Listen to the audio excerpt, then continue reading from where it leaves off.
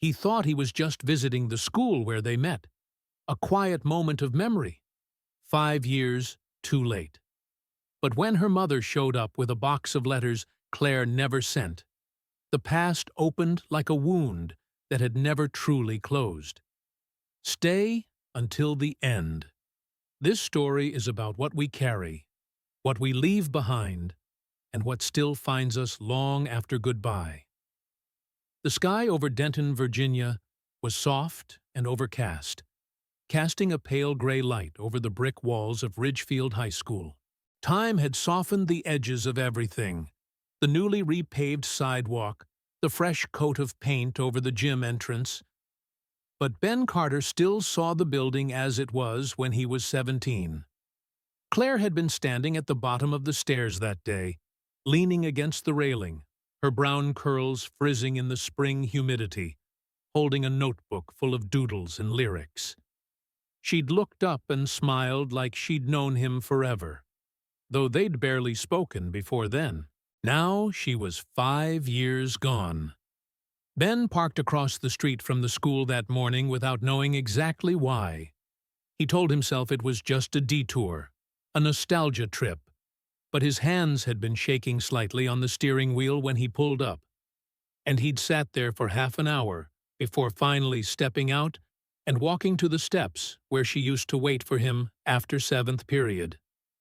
He didn't bring flowers, didn't know what he would have said if someone asked why he was there.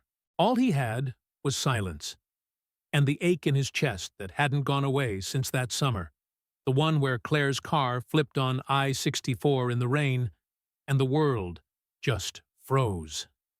Ben sat down on the top step, elbows on his knees, watching the empty schoolyard. It was Saturday. No students, no bells. Just wind in the trees and the sound of his own heartbeat echoing louder than it should. He reached into his jacket pocket and pulled out the crumpled photograph he always kept with him. It was old, bent at the corners, Claire in a hoodie too big for her, laughing mid-bite of an ice cream cone. He had taken it at the gas station near the lake. She had no idea the picture existed. Ben stared at it for a long time. I should have gone to the funeral. That thought had lived with him every day. He'd gotten the news too late, a missed call, a voicemail from her cousin. By the time he made it back to Denton, the service had passed. The house was quiet, and he didn't have the courage to knock on the door. He hadn't spoken to her mom, Marianne, since. Not once. Ben? The voice startled him. He looked up. There, walking slowly toward him across the sidewalk, was Marianne Morgan, older than he remembered, grayer, but unmistakable. She held a cardboard box in her arms, her hands tucked underneath it, like she'd been carrying it for a while. Ben stood too quickly. Mrs. Morgan. It's Marianne, she said gently. You're not 17 anymore. He managed a small nod. I didn't know anyone would be here. I come here sometimes, usually early, but I guess today you beat me to it.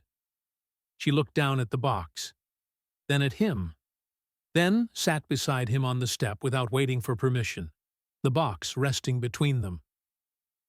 I've been cleaning out Claire's room, she said after a long pause. It took me 5 years to start. Ben looked at the box. He didn't say anything. I found this under her bed. She slid the box toward him slightly. Ben glanced inside. Journals, old Polaroids, a folded hoodie, and on top, a bundle of letters tied with faded blue string. They're for you, she said. Ben's mouth went dry. What? She wrote them after you left for college, after the fights, after you stopped writing back.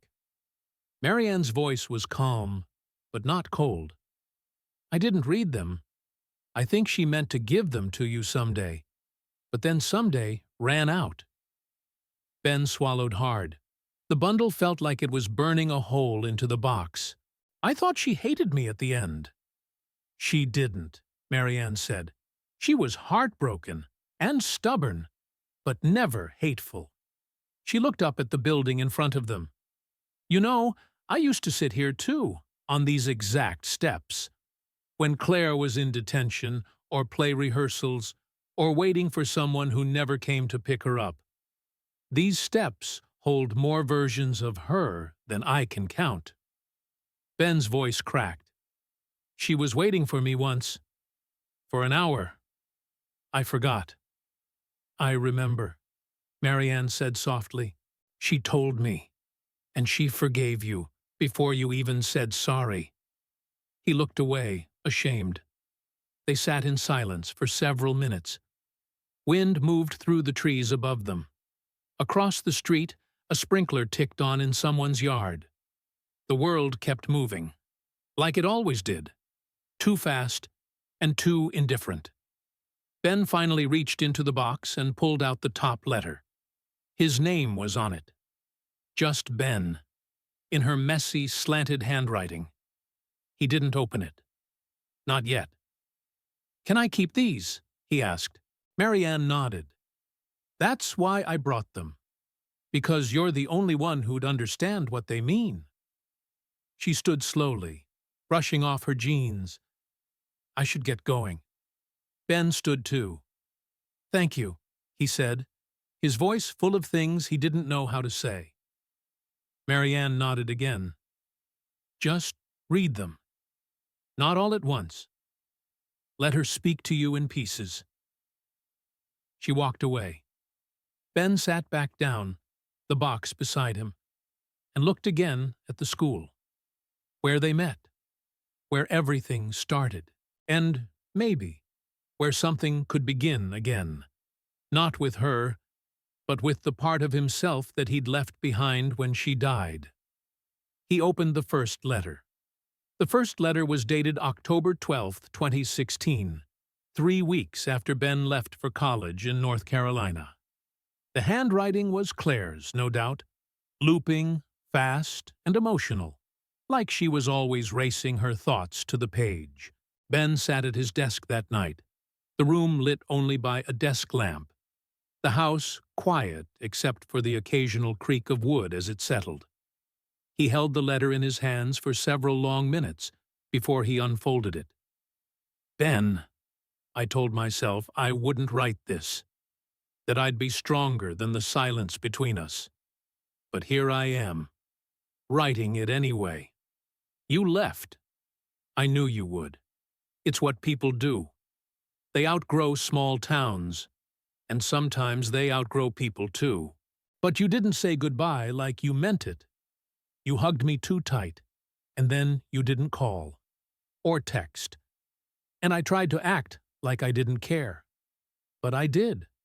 So I'll say the things I didn't when I had the chance. I loved you. And not in the cute, we're young and everything is intense kind of way. I mean the quiet kind. The kind that hurts when it's not returned. And I think you knew. Claire. Ben let the paper fall to the desk. He closed his eyes. He remembered the day he left Denton like a dream he couldn't decide was good or bad. She'd come to the bus station, given him a granola bar, said something sarcastic, and hugged him too long. He thought he was doing her a favor by not making it harder. But now, the words on the page made that memory feel entirely different. And it was just the first letter. The second one came 2 days later. He waited. He had to. Marianne's voice echoed in his mind. Not all at once. Let her speak to you in pieces. October 30th, 2016. I thought I saw you today. At the gas station by the bypass. Turns out it was someone else. Just another tall guy with a hoodie and bad posture. I smiled anyway. Isn't that funny? That I could still feel joy over a shadow that wasn't even you? Ben laughed quietly, bitterly.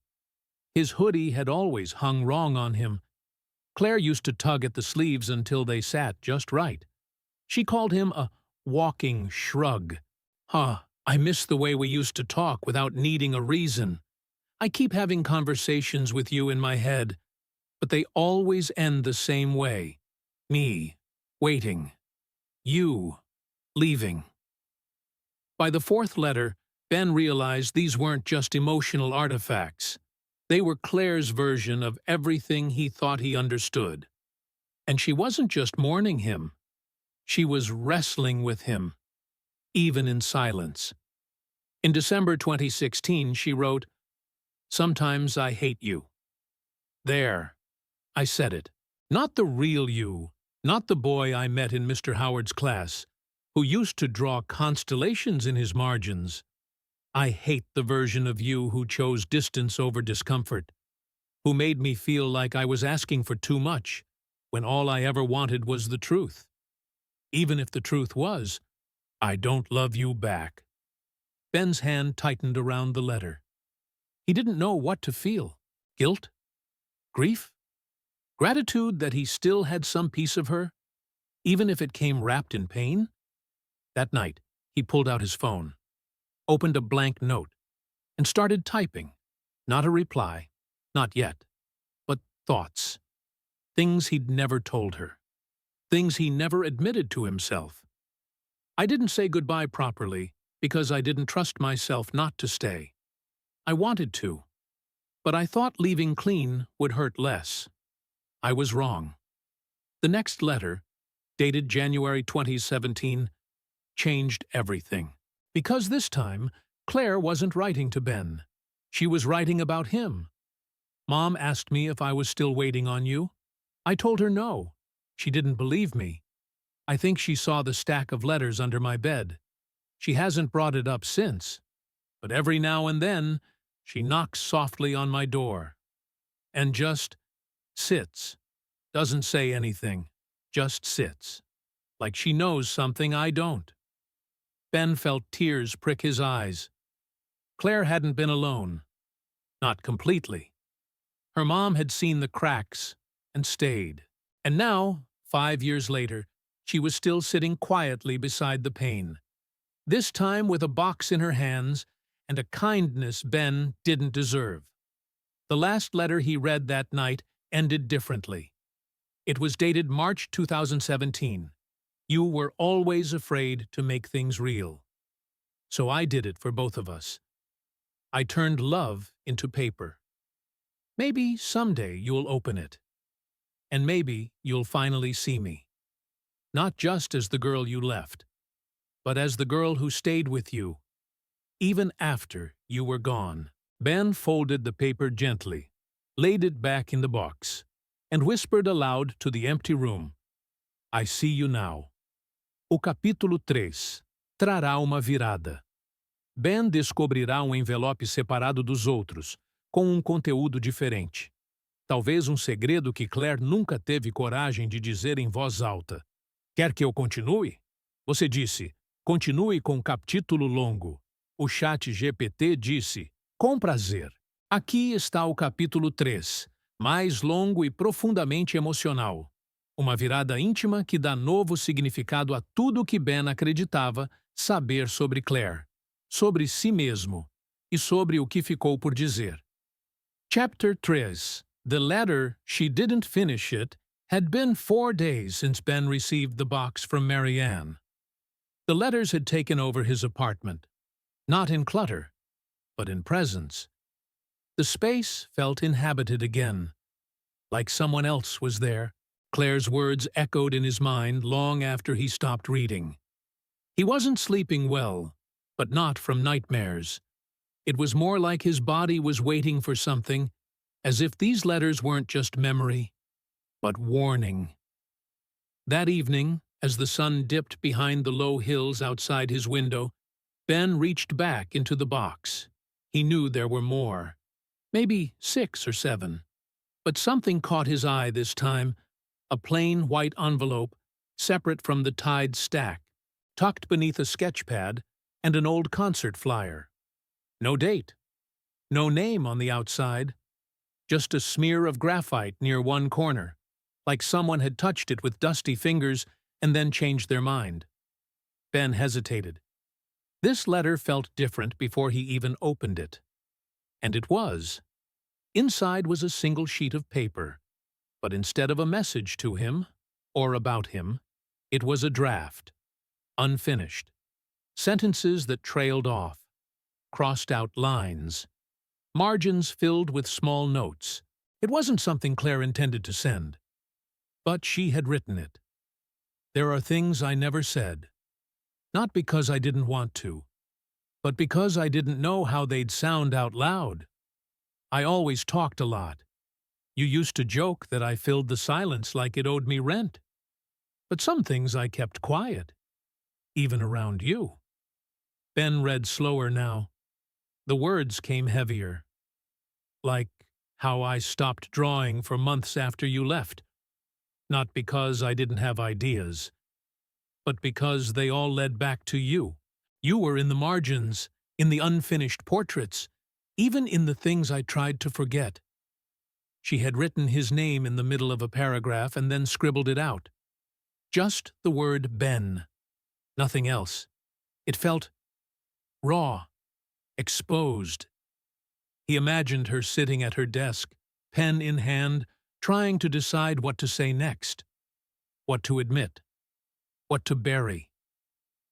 Sometimes I wonder if I made you up, if the version of you I loved was just the pieces you let me hold. Ben stared at that sentence for a long time, because it was the exact fear that had kept him distant all those years ago. He hadn't wanted her to see the whole of him, not the grief, not the shame, not the mess of emotions he couldn't name after his dad left, or after that fight with his brother, or the time he froze in front of her when she said, "I think I love you," and he just kissed her instead of replying. He thought being loved meant needing to be complete. So he'd run. Claire hadn't just seen through it, she'd carried it, quietly, lovingly. In these pages, she wasn't angry, she wasn't bitter, she was human. And now, 5 years later, more honest than anyone he'd ever known. Ben sat back in his chair, pressing the heels of his hands into his eyes. His chest ached with everything he hadn't said, and everything he still didn't know how to. He picked up a pen and a notebook. Not his phone, not a keyboard, just a blank page. And for the first time since she died, he wrote to her. "Claire, I thought I was doing the right thing by disappearing. I thought I was sparing you from the version of me that felt broken and afraid and unsure. But reading your words, it turns out you saw that version anyway. And you stayed. You stayed in the letters. You stayed in the moments. You stayed in the silence I filled with excuses. I'm sorry I made you carry both of us. I didn't think I deserved the kind of love you gave. And now, all I want is one more moment to say it back." He stopped writing, laid the pen down, and cried. Not the quiet, one-tear sadness of regret, but the full, aching, unfiltered cry of someone who had been holding a storm for too long. Later that night, Ben drove. He didn't know where at first. The streets of Denton were familiar, but changed. A coffee shop gone. A hardware store turned into a boutique. Time moved without permission. But eventually, his car found its way to the hill above Pinewood Lake. Their spot.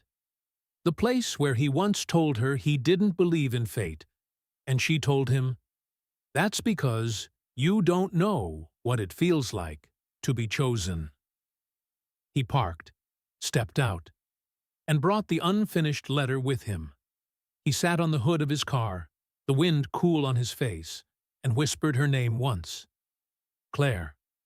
Then he unfolded the page again, not to read it, but to let it be real, even unfinished, even unresolved. Because maybe love isn't about what we say in time, but what still echoes when we're gone. Ben stood in the entryway of Ridgefield High School, a box in his hands, not Claire's, but his own now. Inside were copies of her letters, printed pages from his notebook, and a small framed photograph. Claire mid-laugh at the lake, the sun in her hair. He'd asked the school secretary for permission the week before. She hadn't questioned much after reading the name Claire Morgan on the form. The school still remembered. That surprised him more than it should have. They'd agreed to let him donate the box to the school's new creative writing lounge, not as a shrine, not as a public story, just as a quiet space for memory. The writing room wasn't much. An old AV closet turned into something softer. A window with good light, beanbags, shelves of dog-eared paperbacks, and a bulletin board with quotes from former students. It smelled like carpet cleaner and highlighter ink. Ben placed the box on the shelf. Inside, the letters were sealed in plastic, labeled "Private Collection for Readers Who Need It." He didn't leave a plaque. He didn't sign his name. He just added one sentence on the inside cover of a blank notebook beside the box. "Some love isn't lost. It just gets carried." That afternoon, Ben drove to Marianne's house. This time, he knocked. She opened the door, wearing a sweatshirt with paint on the sleeves and a confused expression that faded into understanding as soon as she saw him. "Hi," he said. "I read them all." She nodded, eyes soft. "I hoped you would." He held out an envelope. One letter, addressed to Claire. Written by him. Inside was everything he hadn't known how to say while she was alive. Everything he finally understood. "Would you keep this?" he asked. Marianne looked down at the envelope, then back at him. "I think she already has it," she said. "But yes, I'll keep it." They didn't talk much after that. He didn't stay for coffee. She didn't ask him to. There was a peace in their exchange, the kind that only comes when both people have cried their way into a new silence. The last place Ben went was the lake. Same spot. Same car. But this time, he didn't sit on the hood. He sat on the grass and opened a notebook. He started to write, not to Claire, but for himself. His handwriting was sloppy. The wind turned the pages, but it didn't matter. For the first time in years, he wasn't trying to escape the past. He was writing his way through it. "I sat outside the school where we met. I thought I was visiting a memory, but what I found was someone else carrying it with me. Grief doesn't go away, but love doesn't either." He smiled, closed the notebook, and leaned back on the grass, the sky wide and open above him. Some goodbyes are quiet. Some are unfinished. But the words we never said still live somewhere. And sometimes they return when we're finally ready to listen. If this story stayed with you, leave a like, subscribe, and share it with someone you once left something unsaid to.